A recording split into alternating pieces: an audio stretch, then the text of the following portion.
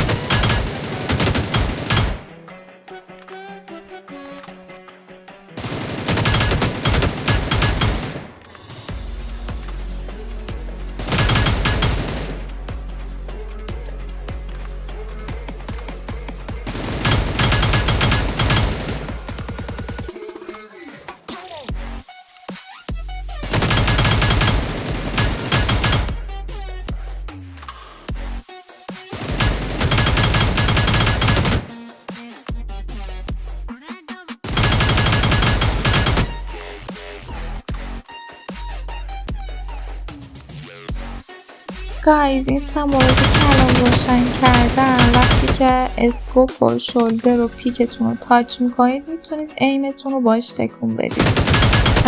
بعضی جا کاربردیه، ولی خب من خاموشش میکنم به خاطر اینکه بعضی وقتا انگشتم تکون میخوره، ایمم از روی انمی تکون میخوره و نمیتونم خوب بزنم باهاش.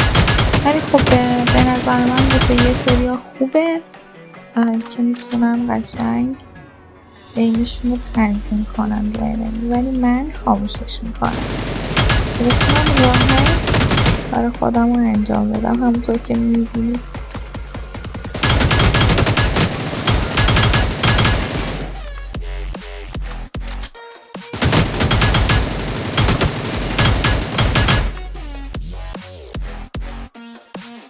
یه سوالم در مورد هلمت مخفی داشتید که میره از تو تنظیمات پرستاتون رو انیبلشون میکنید. و در آخر لایک، کامنت، ساب فراموش نشه. خیلی دوستتون دارم. یالا گود بای.